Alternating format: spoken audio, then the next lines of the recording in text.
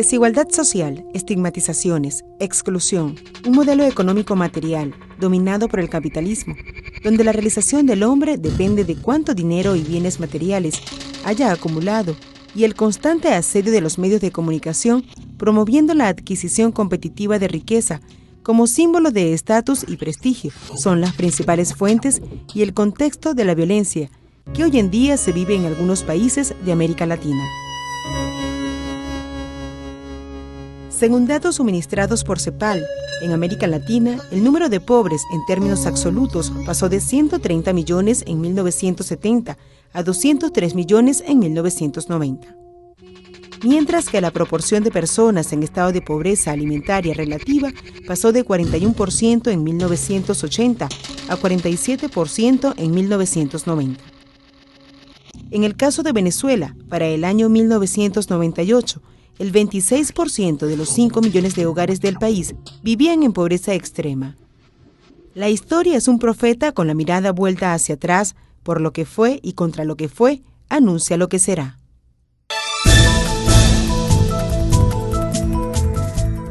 Con el derrocamiento de la dictadura de Marcos Pérez Jiménez en Venezuela en 1958, las masas populares se agitaron, exigiendo las reivindicaciones que les habían sido arrebatadas durante una década. Se abre paso a un nuevo modelo de gobierno, enfundado bajo el lema de democracia representativa. Apoyada por los partidos Acción Democrática, COPEI y URD, esa idea de la representatividad fue promovida a través del llamado Pacto de Punto Fijo, cuyos beneficiarios serían durante 40 años una pequeña élite del país.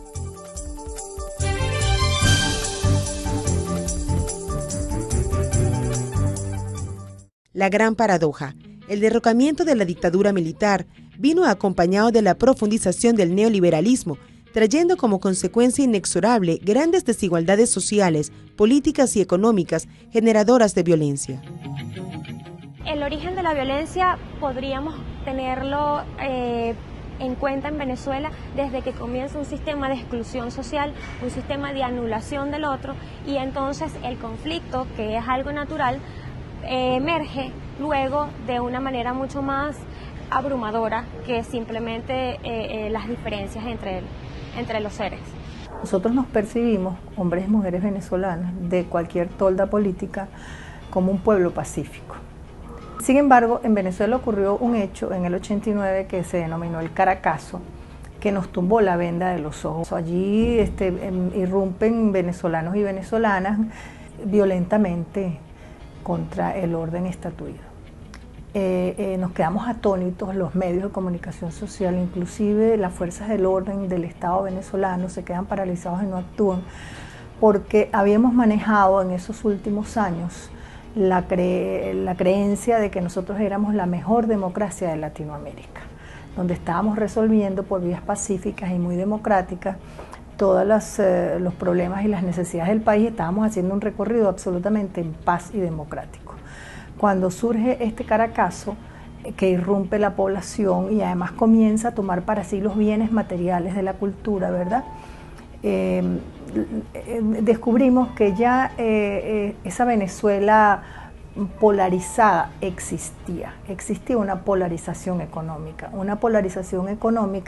que estaba solapada por el manejo mediático, por el manejo de las fuerzas del orden. Allí la lectura era: aquí hay dos Venezuelas, una Venezuela excluida, marginada, en situación de pobreza crítica y pobreza marginal, altísimas cifras, que otra Venezuela que consumía, que participaba, que estaba incluida, que viajaba, no veía, no observaba, no queríamos verlo.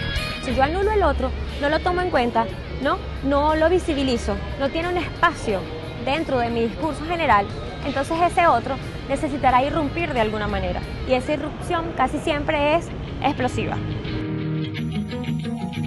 En Venezuela, la profundización de esa injusticia social, impulsada por políticas neoliberales, construyó un Estado que privilegiaba las penas y condenas del delito, en lugar de su prevención, creando vacíos por donde se colaba el crimen organizado, la delincuencia común, el poder y la justicia informal. La represión se acentuó. Ser pobre era sinónimo de ser delincuente. Era común ver a jóvenes en las esquinas sin derechos a estudiar ni trabajar.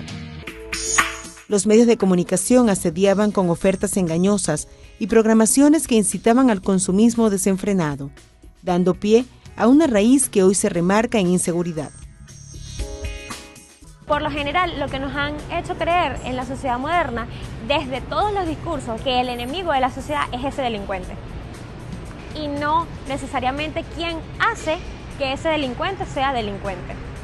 Entonces es un problema de enfocarnos realmente en cuál es el problema o cuáles son los problemas de una sociedad. Si tú generas exclusión, cosecharás más exclusión y más violencia. La respuesta a eso tiene que ser verlos desde perspectivas sociológicas, antropológicas, políticas, económicas, que expliquen y que den cuenta de la magnitud de la problemática para que entonces la reacción de la sociedad no sea simplemente la exclusión, la perpetuación de esa exclusión. Cuando el presidente Hugo Chávez asumió la presidencia en el año 1998, con el fin de crear una nueva justicia social, inicia un periodo donde hay nuevos actores incorporados a la vida política.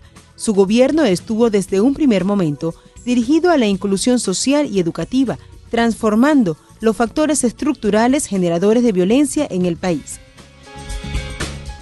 El cambio de enfoque significó modificaciones en las políticas públicas en materia de seguridad, ya no basados en la represión y el castigo, sino en estrategias de prevención y participación ciudadana. Las distintas experiencias de empoderamiento de la ciudadanía, como los medios de comunicación alternativos y comunitarios, como los colectivos organizados, pueden comenzar por erosionar ese imaginario instaurado, ese imaginario, digamos, de exclusión que por lo general existe en los discursos intelectuales, académicos, en los discursos económicos sobre políticas públicas. Desde la ciudadanía perfectamente se pueden producir otros lugares de verdad, se pueden producir otras formas de ver el mundo. Todos los actores sociales que estamos involucrados en este país, pues tenemos que hacer cambios en nuestras estrategias de convivencia y nuestra visualización del otro.